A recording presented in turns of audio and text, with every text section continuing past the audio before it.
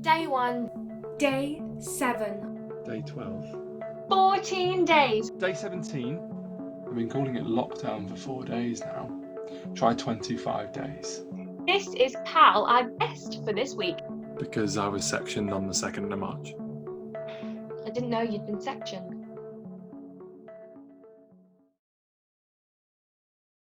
Yeah, the staff are hit and miss. What about the other patients? I don't know, have you made any friends? You make it sound like summer camp. No, I just meant... I was joking, sorry. I don't talk to them much, more because of myself than anything. Are they all...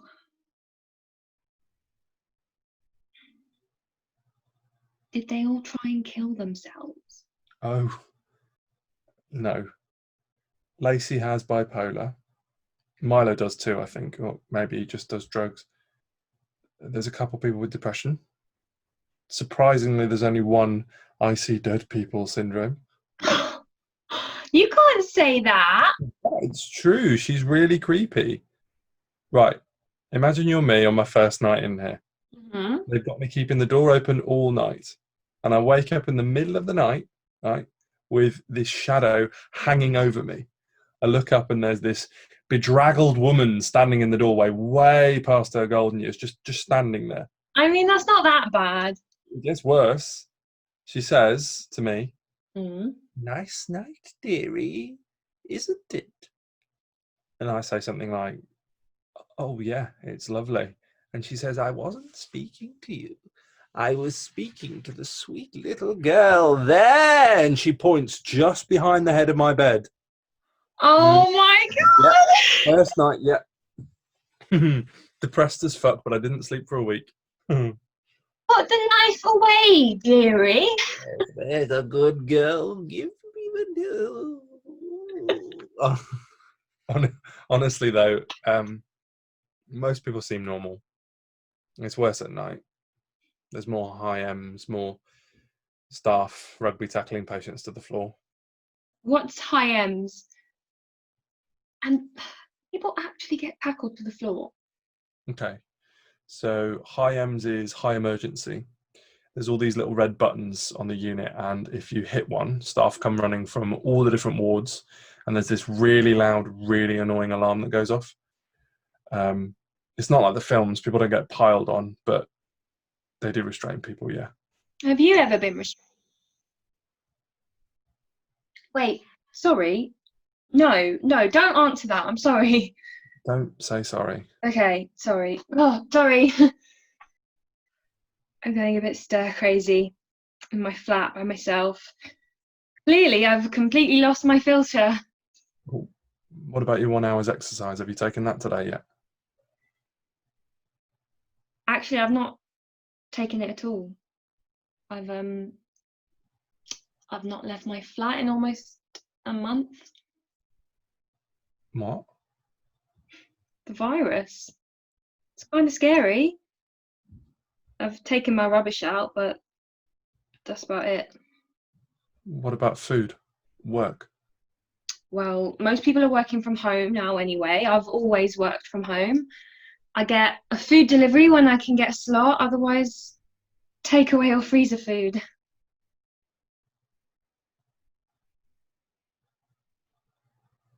Cal, I really don't want to go out. Well, I don't exactly want to stay in. Only one of us has got a choice. Sorry. Why don't you want to go out? I don't want to catch it. I've got friends who are shielding, whose lives are really, really threatened by this. I don't want to spread it. I'm scared of the big bad germ in the sky. To be honest, I didn't realise it was so serious. Before I came in here, I was so closed off from the world anyway, and then first few weeks I was so jumbled. And I know we have to sing happy birthday when we wash our hands, but Hang on. Right, BBC News. In the last 24 hours in the UK alone, there have been 665 deaths Cal, it's pretty serious. And my auntie has it. There are thousands and thousands of deaths every night across the whole world. You really didn't know. I really didn't know. Sorry, I've got to go in a minute. They're taking us out for a fresh air break at 11, and it's one of the first times I've been able to go. So Of course, you go. Isn't it funny though how you've got a garden you aren't even allowed to go out in, and I don't have a garden, but I could just leave whenever I like. in the same way that all I want is the freedom to be able to go and buy a chocolate bar whenever I feel like it. You can buy a Kinder Bueno whenever you want, and all you want to do is stay safe in your flat. I don't mean that in a bad way. No, you're right. God, it's like we're in some weird parallel universe. But you know that we're literally a 20-minute drive away. 20 minutes? Is that it? Yeah, I searched the name of your unit. I wanted to know more about what it's like for you, but your website's not very helpful. That's funny. I'd have thought they would have advertised the scary schizophrenic lady right on the front page. Go on, go, get your fresh air. Yeah, okay. And if you have any more problems with the website, if there's any questions it can't answer, consider me your inside man. Yeah, I'll message you. It was really good to talk to you again. Thank you. You too.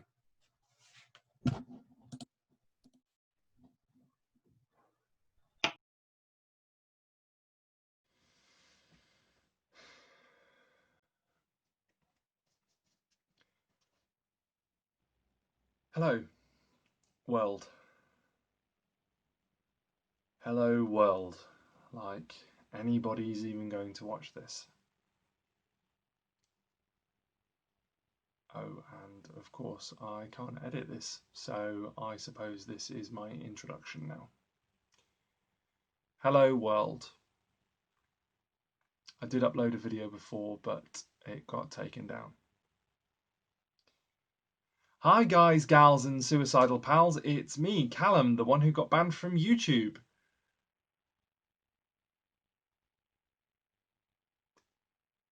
Basically, my name's Cal. I live in London, in England, and before the UK went into lockdown, I was sectioned. I tried to kill myself. It didn't work. And now I'm here. Locked down in a psych ward. I thought I would make this video to try and share what it's really like on a mental health unit, rather than the sensationalized stories that Hollywood spits out. Take One Flew Over the Cuckoo's Nest, then throw it out the window.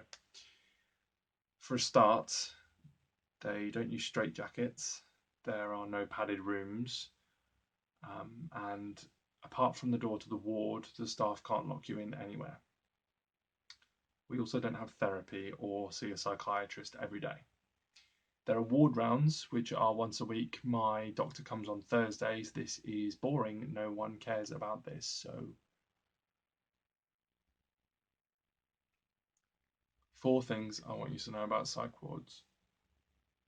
Number 1, it's not full of people sat rocking back and forth with their hands over their ears.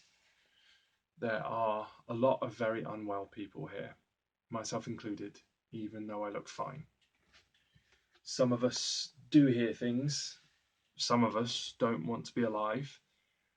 Some people have addictions. Some have bipolar. It's a mixed bag.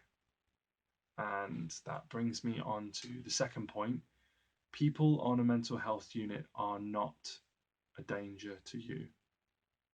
Like I said, some people in here hallucinate, but they are far more of a danger to themselves than to you. We aren't locked up for your safety. Number 3, we don't go out for little trips to ice cream parlours or dinner like they do in Girl Interrupted. We barely even leave the ward due to COVID, and if we do, it's only in twos and only to the garden. Number 4, it's not like a normal hospital. We're an 11-bed acute ward. That means everybody has their own room with an ensuite. There are no toilet seats, and all the furniture is attached to the floor or the wall. Corridors are carpeted. We have sofas, TVs, a crafts room, shitty jigsaws that are missing pieces, and a conservatory with a bookcase.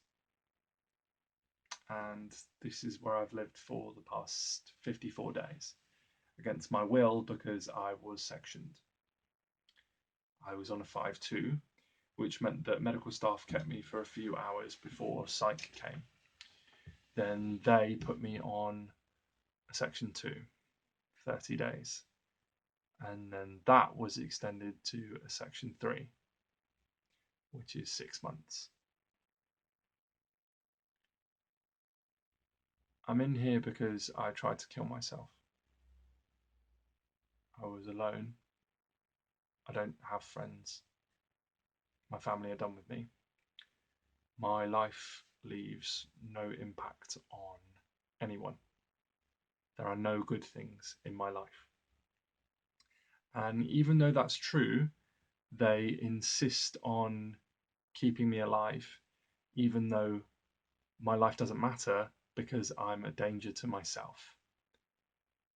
So even though it would be easier to just let me die, they insist on bringing me back every time.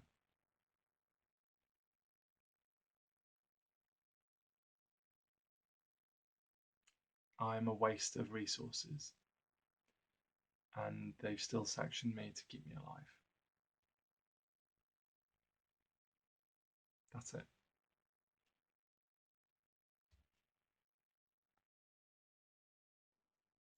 Okay, I've got another one. Mm-hmm. How do you stop a dog barking in your front garden?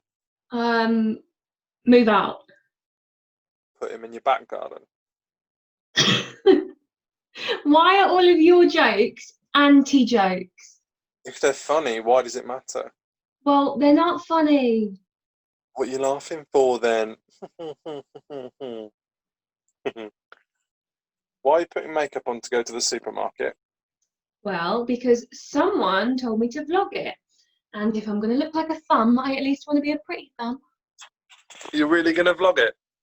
Yeah, well, I've run out of guests for my videos and food for my tummy, so why not combine the two experiences? This is the first time I've gone out, Cal. I'm doing this for you. Well, that's really brave. Speaking of brave, Oh no, Speaking don't. of brave, I saw your new video. I knew you'd bring this up. It's really important that people open up about mental health. Your video challenged stereotypes.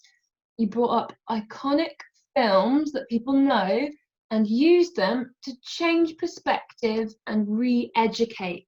That's what I've spent the last 5 years doing, and it works, and you did so well. Exactly. You do it every day. I've only done it once. You did it twice, and I think you're going to do it a third time. Cal, male suicide is a huge problem. It's on the rise, and it takes so many lives every day, and we don't talk about it enough. So what you did was really fucking brave and really fucking important. You've got like 4,000 followers. I have no one. You have me, and I'm not letting you go.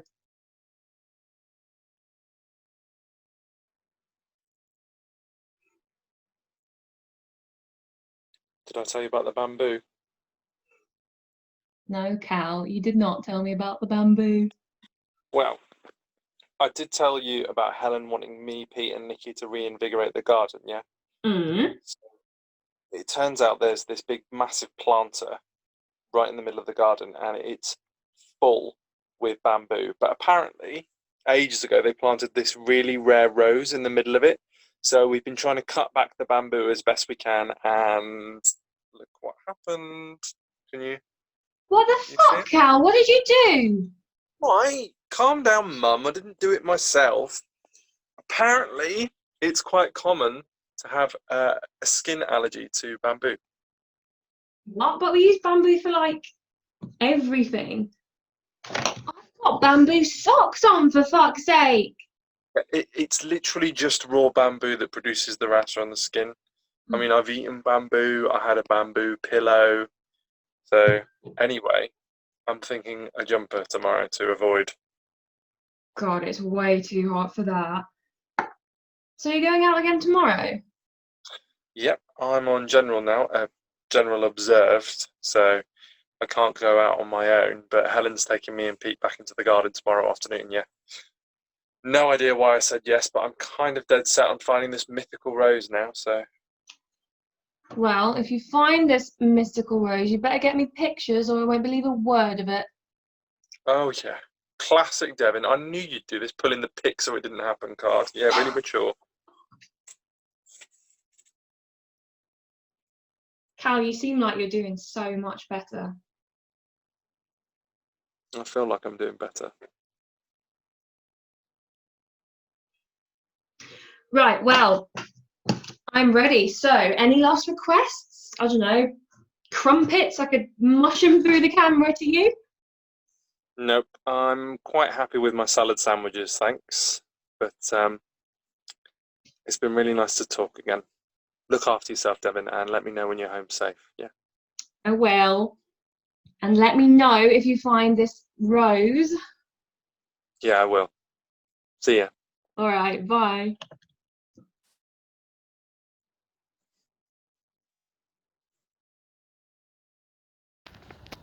You can't really tell because I'm in the shade right now, but oh my god, it's so hot out today. Well, hey guys, gals and non-binary pals, how are we doing? I have run out of food, so I'm on my way to the shops for the first time. Let's see how it goes. I've got my mask and I've got my trusty tote bag. Fingers crossed it's all fine and there's no massive queues. I hope you appreciate this view of me as a thumb, because this is what you're gonna have the whole way around the shop because I'm too embarrassed to vlog in public, lol.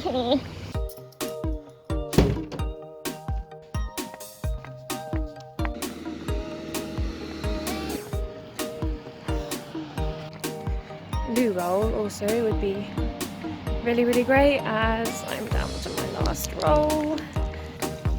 Here we go then. It's very quiet, there's no queue, that's weird, right?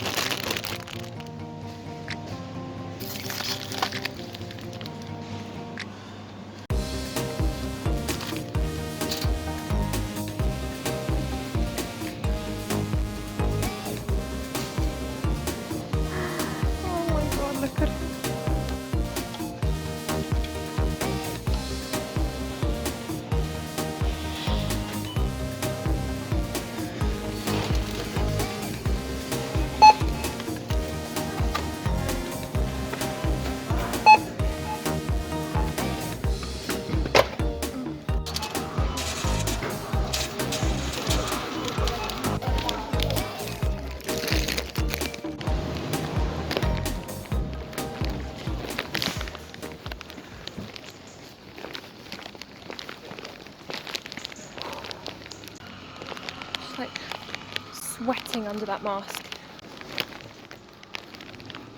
Well guys, girls and non-binary pals, that wasn't too bad. It felt so awkward vlogging around that waitrose, that was ridiculous. Have loo roll, have pasta. You know, what more could a gal want these days? And now I shall just go home and the thing that I really want to say is, if you can, please, please, please wear a mask. It's so important, and it's going to do, rude. It's so important to wear a mask because it is going to be one of the main ways we can stop the spread of COVID. And even if you can't really be bothered to do it for yourself, do it for other people, do it for the vulnerable people who can't get a delivery slot and they have to go to the shop and maybe they're a bit scared, like I was a little bit. So please wear a mask.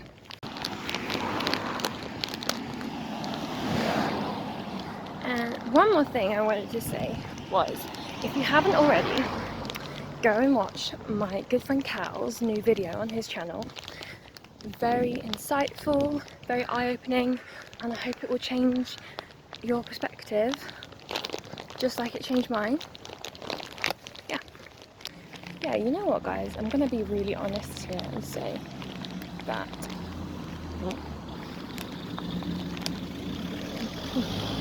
some lady just walked like so close to me and I was like, oops. Anyway, I'm gonna be really, really honest and say that I was a little bit worried. I was a little bit scared. That was actually the first time I've been out since everything kicked off. And I kind of built it up a little bit in my head. And it actually wasn't too bad, it wasn't too scary. Most people stayed away from me, they stayed within the 2 metre distance. Some people didn't, and you know, if that's you, why is that you? Fix it, get it together. But all in all, there wasn't that much to be scared of. The shops have it in order, there was sanitizer everywhere. I think it's going to be fine. Okay. Day 68. Things are going okay. I wanted to make this video as a kind of glimpse at the other side of a rainbow. Don't get me wrong, I'm still struggling, but I don't feel so alone now. I have a friend, just one, but I suppose I only need one.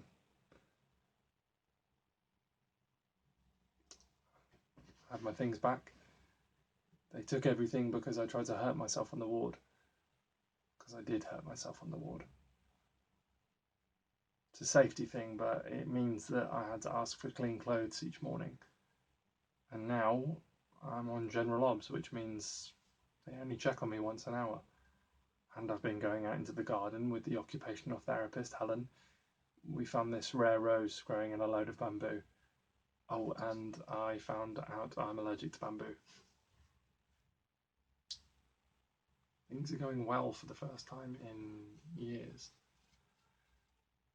I feel calm. I don't remember the last time I felt so calm. There's still a way to go, but 70 days ago, 2 months ago, I guess even 6 weeks ago, I felt hopeless. I felt alone. I didn't have anything to live for. It's not that my frame of mind has changed. I really didn't have anything to live for, and my death would have affected nobody, not even my family. But now, each morning, I have a garden to wake up for, get out of bed. I have a friend, Devin, waiting on my next bad joke. But I would not believe you if you had told me what difference one person and 67 days could make. So, if you're out there thinking you should kill yourself or that the world would be a better place without you in it, you are wrong. You just have to hold on until your circumstances change. Hold on until someone bounds into your life and holds you accountable. Hold on to the storm clouds, because the other side of the rainbow is so, so close.